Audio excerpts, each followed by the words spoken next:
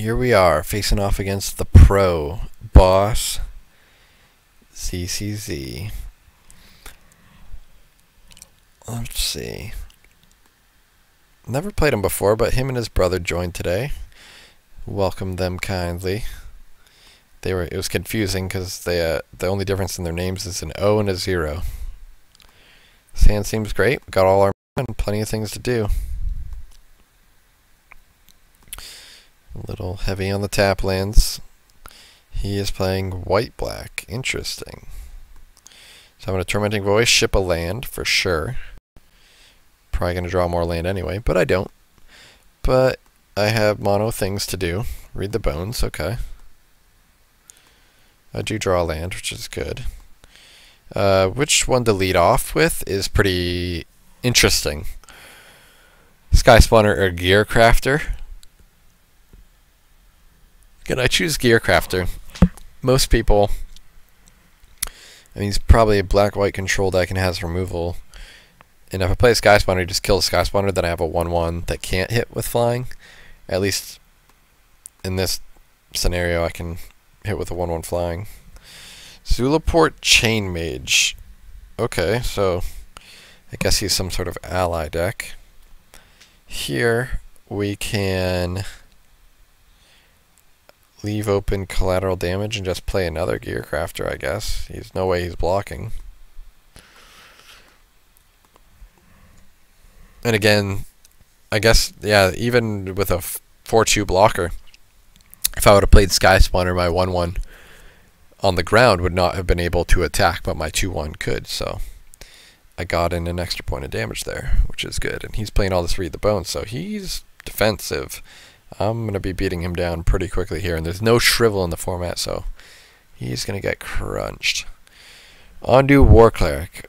Okay, I can kill both these guys, and I could let it resolve and then Fiery Impulse the Cleric, and he could tap his guy to deal me 2 and then not have blockers, which is fine, but I figure they're both going to die anyway. I might as well just kill the one, beat down. He's not going to block. I can play the Sky Spawner and leave open collateral damage again.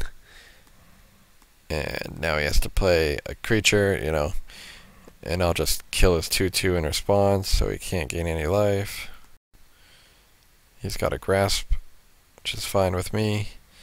Here, I think I can just attack with everything. He can eat one of my 2/1s, but he does take 4.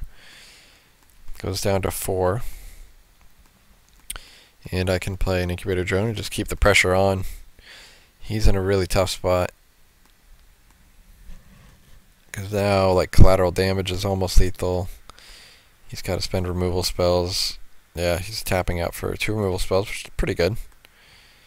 I get to lead with a Cruise here, though, which is going to hopefully give me some gas.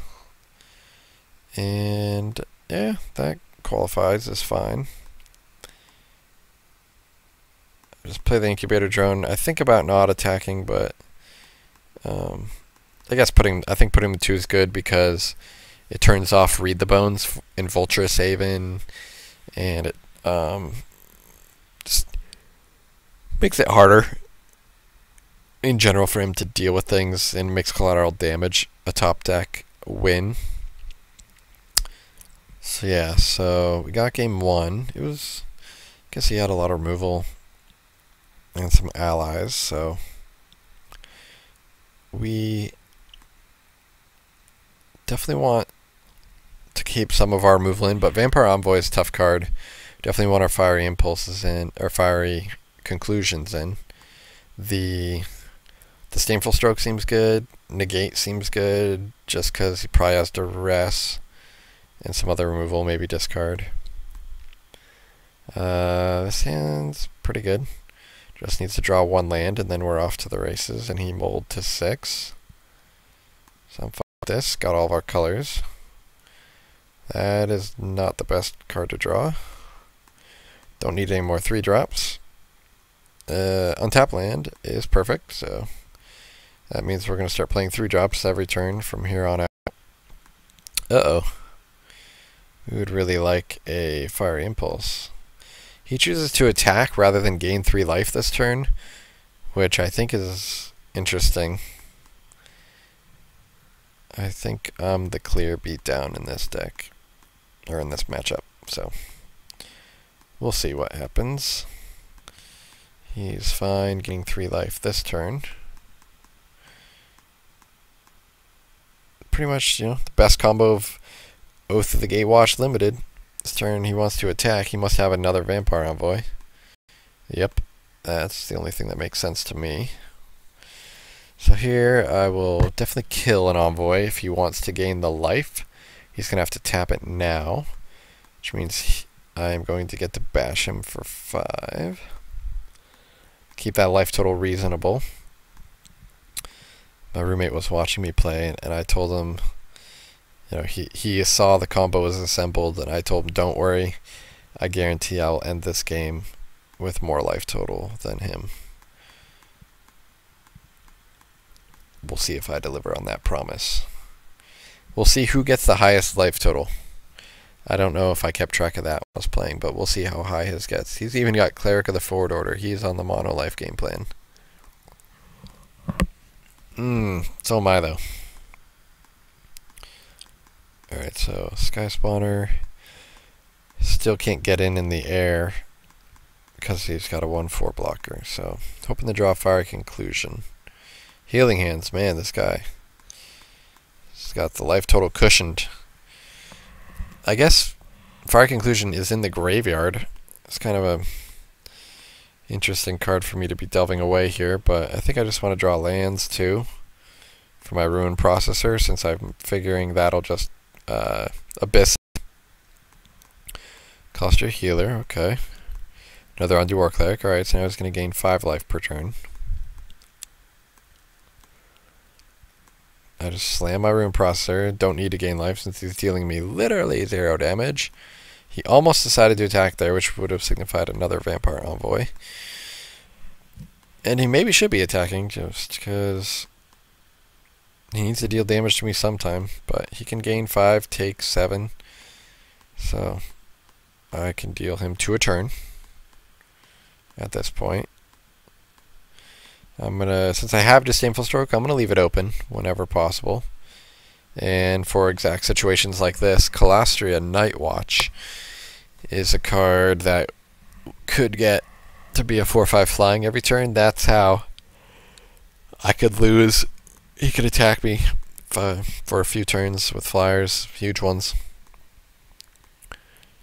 So, needed to kill it. So here, I guess I'm just content. I'm only dealing 2 damage, so don't really want to chump attack with all my creatures quite yet until I have a much bigger board presence. So I'm just gonna, tap out. He's gonna kill some of my guys. I'm gonna keep attacking. I'm gonna get rid of the Gear Crafter. That doesn't really do anything. And here I'm fine playing a Summoner, leaving open Pulse. So I have a ton of creatures in play now. So now my game plan, since I have 5, 6, 7, 8, 9 mana, is to play Lore Master, flip it, hold it open just in case he has complete disregard. He has another Envoy, so now he can gain 6 a turn, which is good, but I can get back Treasure Cruise and just get ahead. So I think I'm just gonna, ship my graveyard, Treasure Cruise away. He's gonna kill my guy, which I'm fine with because I already have the pulse. I actually would prefer him to kill my guy. Drawing 3 lands is not the best, but it's fine when I'm gonna be doing mana intensive things like playing these Pulse and Lore Masters all day. So I get to end a turn, Pulse, get back my Lore Master. Keep attacking, draw Fire Conclusion. Again, I'm going to kill a Vampire Envoy rather than an Undo War Cleric, even though the War Cleric's better and gaining him more life. Because I have, I think I still have some Fiery Impulse. I might have boarded out Fiery Impulse, some number of Fiery Impulse and collateral damage. But I actually, what do I sack? I don't know what I sacked. Geared Crafter, I guess? That's kind of a misplay. I want to sack this 4-3, but I guess I want to attack with it too. Yeah, so now I can attack with it, and if it trades with anything, it's great. Gideon's Approach, great. I was pulsing it back anyway. If he took the damage, that would have been, like, the worst for me.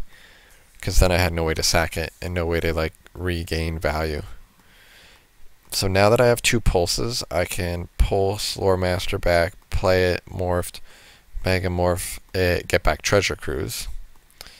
And again, he's not as high of a life total as me, as we can already see, and he's the one gaining life every turn. But my life swings come in 6-point chunks. I leave that pulse there just to kind of to make him think that I don't have a pulse in hand, I guess. And I have tons of mana, so I can finally Tormenting Voice, get rid of this land. Wow. So just drawing all my lands, no big deal. And he's taking damage, so he's down to 16, so I get to play my Sky Spawner. He's back up to 21, but yeah. Having another pulse is pretty great. I can almost start attacking with everything. He's got a 1/1/4 flyer, so I figure I can sacrifice 1 Sky Spawner to get in for a bunch of damage. I don't care if he approaches my guy, I'm going to pulse it back anyway. So he's going to gain a bunch, and he took 4 extra from my flying attack. So now I pulse. Yeah, he can't win. Like, I don't know what he can do. I pulse, replay my guy, flip it, get back Treasure Cruise. Look at this. I mean, come on. Anybody who plays Standard Pauper who watches this, they're gonna be in love to try out this deck. Lore Master Pulse. I don't even care. Green, blue, you can play green, blue, black. You don't even need to play red. I think red is insanely good, though. The removal spells, the Tormenting Voice, and the Boiling Earth. Like, I don't want to leave home without those. So now, you just got to chomp a lot of things, gain some lives, take a bunch of damage down to 6. And I just get to keep on keeping on. He just his life gain can't keep up with my board. No Wrath of God. Lore Master, get back Treasure Cruise, and beat down with everything. Think that should about do it. Maybe one more attack. So I guess I kill his Envoy. Pulse. Since he double blocked to kill my guy. Get it back. Yeah, and then he's just got nothing. So, yeah. Pulse, Cruise, all kinds of value. Gosh. You know, it's like 45. Could have ended on more. Yeah, that's the deck. That's the deck doing what it does. So, again, it has inherent weaknesses too. Like an aggro deck, since we're playing 3 colors, the mana is a little shaky. So I think that's why you want Fiery Impulse. You could play like Reeve's Soul. I just don't think black is quite as good as red. You know, that's the next brew to make. You can make a Sultai tokens Pulse of Marasa control deck. It could be good. You get some exile effects in your removal that are good, but I really like having access to the Boiling Earth. Yep. Thanks for watching. Stay tuned for more videos. Again, I'll try to post them whenever I can. Doing pretty well. The last 3 SPDC Standard Pauper events I've played, I've won them all, each with a different deck. So, and each time I've basically brewed the deck up the night before. So for all you guys out there who play this format and watch these videos, just realize there's tons of room for brewing. new cards and new decks are easily explored and exploitable. So yeah, stay tuned. Be sure to share. I always like seeing new brews, and sharing them is cool with me. I'll look at it and see if there's any other cards that I think would make it better. And if you always want to play a game throughout the week, it's really hard to find a game, to be honest, but go to #StandardPauper, and that chat room will be where I go to find random people to test new decks or just to play for fun. So yeah, stay tuned for more Standard Pauper content and events coming up. And thanks again to Card Hoarder. Card Hoarder is a really sweet bot system online. They sponsor the SPDC event. Be sure to check them out if you need any cards. To build a deck for Standard Pauper, you know, if you basically have one to two tickets, you could get almost every card you need for one or two or multiple decks. So yeah, check it out, and thanks for watching.